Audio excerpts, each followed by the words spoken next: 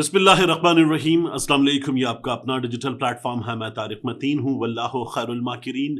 अल्लाह सबसे बेहतर तदबीर फरमाने वाला है। वही बचाएगा मेरे देश को बलाओं से, जो बारिश में शजर से घोंसला गिरने नहीं देता, क्योंकि उसकी तदबीर तमाम तदाबीर की इमाम है।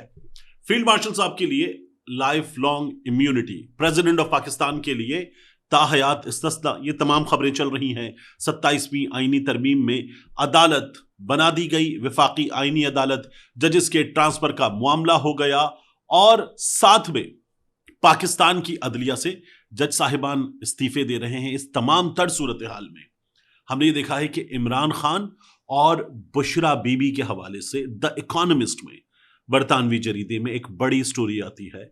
और स्टोरी बताती क्या है? स्टोरी ये बताती है कि इमरान खान और बुशरा बीबी का जो ताल्लुक है, इस ताल्लुक को कायम करवाने में आईएसआई और उस वक्त के आईएसआई के चीफ, बल्कि चीफ से पहले जब वो आईएसआई में चीफ के नीचे काम कर रहे थे, तब भी जनरल फैज हमीद का बड़ा किरदार है। स्टोरी ये बताती है कि जनरल फैज हमीद चीजें पकड़ा रहे थे, मालूमात पकड़ा रहे थे बुशरा बीबी को।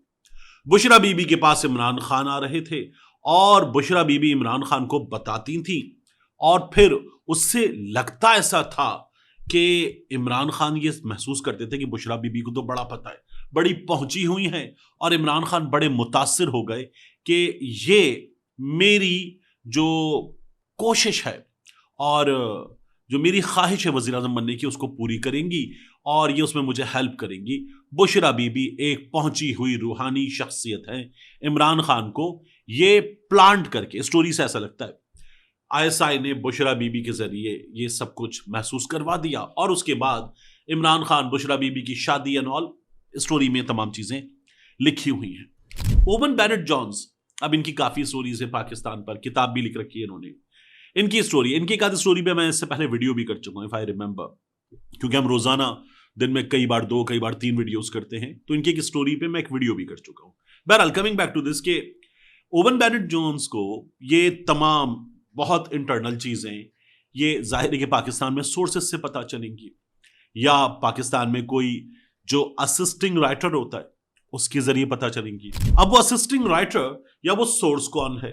तो सोर्स हमारे यहां ऐसी स्टोरीज के लिए गुज़श्ता कुछ अरसे में अस्करी शख्सियात हुआ करती हैं, या सियासी शख्सियात हुआ करती हैं, या फिर हमारे यहां जो असिस्टिंग राइटर है उसके जो भी लोकल सोर्सेज हों, वो असिस्टिंग राइटर इंटरनेशनल राइटर को असिस्ट करते हुए स्टोरी लिखता है।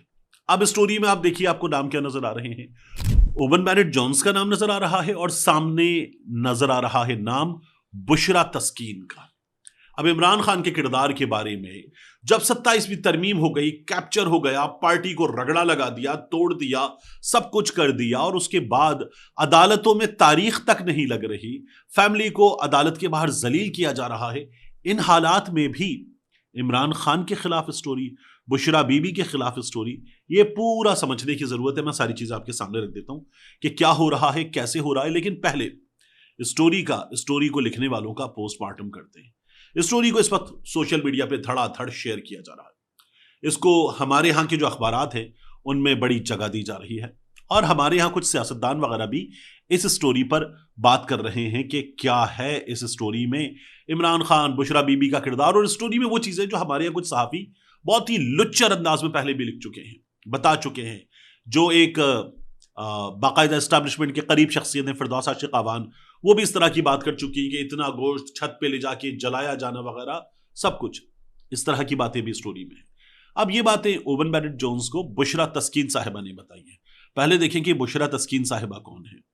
ये जो तस्वीरें आप देख रहे हैं ना, ये तस्वीरें क्या बताती हैं?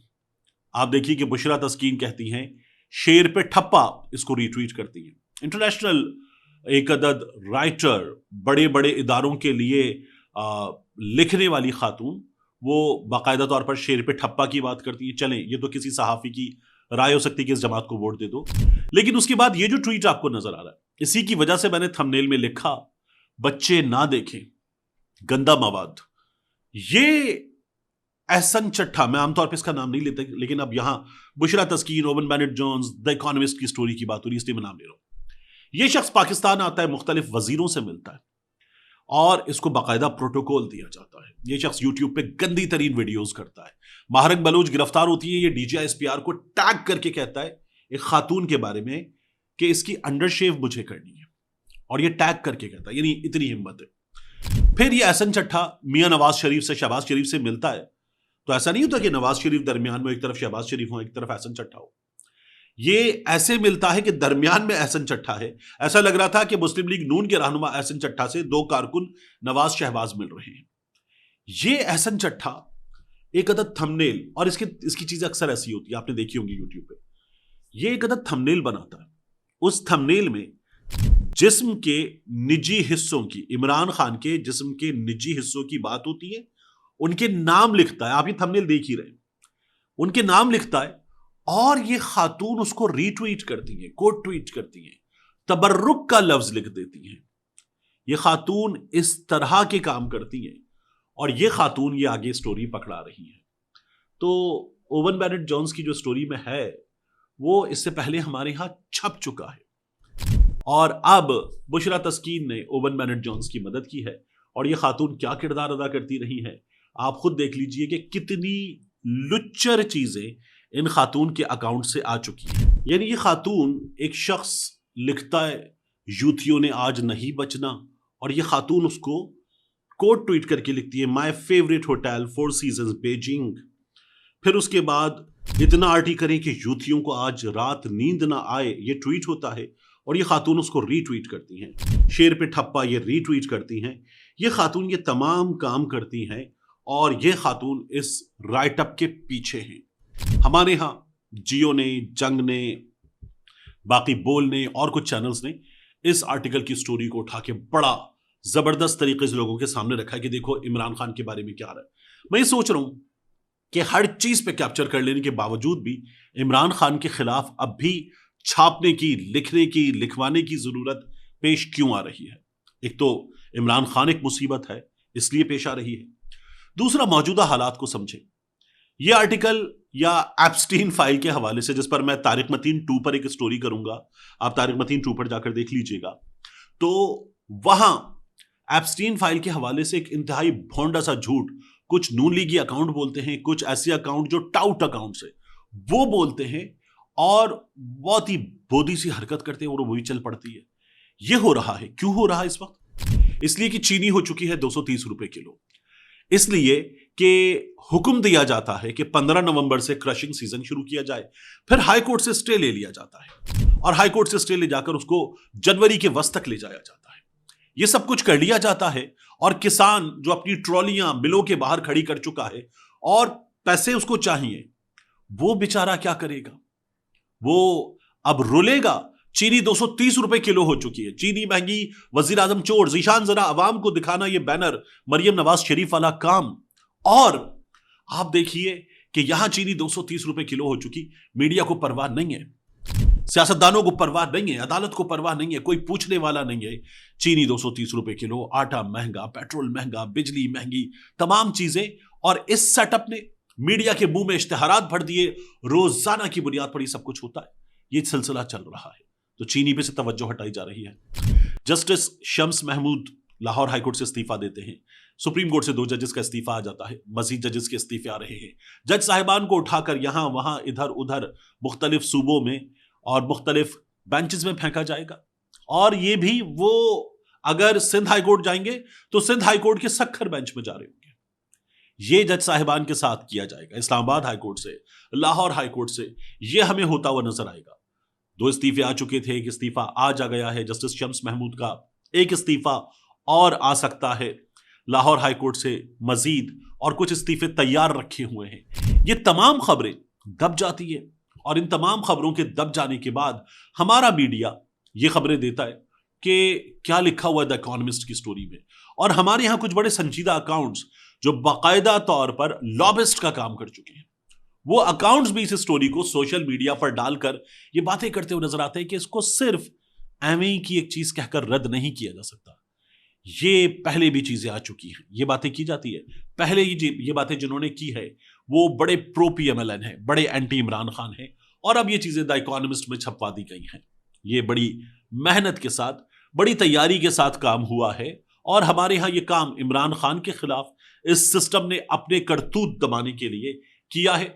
और मुझे लगता है कि अभी आगे भी इनको कुछ काम करने पड़ेंगे। 28वीं आ रही है, फिर उसके बाद इनकी कुछ और तैयारियां हैं, और हमारे यहां जबर की इस फिजा में लोगों की आवाज बंद करने का जो सिलसिला है वो और बढ़ेगा।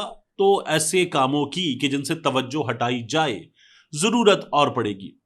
क्या आपको अंदाजा है कि 1 महीने से ऊपर हो चुका, गालिबन 13 को हुआ था मुरीद के में ऑपरेशन, 1 महीने से ऊपर हो चुका, और अब तक साद रिजवी का, अनस रिजवी का, उनके कुछ करीब तरीन साथियों का कुछ भी पता नहीं है। जिंदा हैं या नहीं, नहीं पता। कहीं छुपे हुए हैं, और छुपे हुए हैं तो इतने खामोश, नहीं पता।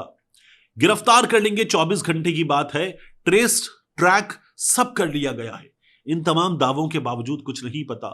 तो ऐसा है कि धूल उड़ा दी गई है, ठीक ठाक धूल, और उस धूल के अंदर शोर मचाते हुए वो काम जो करने हैं किसी तरीन को, किसी शरीफ को, किसी जरदार को फायदा देने के लिए, वो तमाम काम पीछे होते चले जा रहे हैं।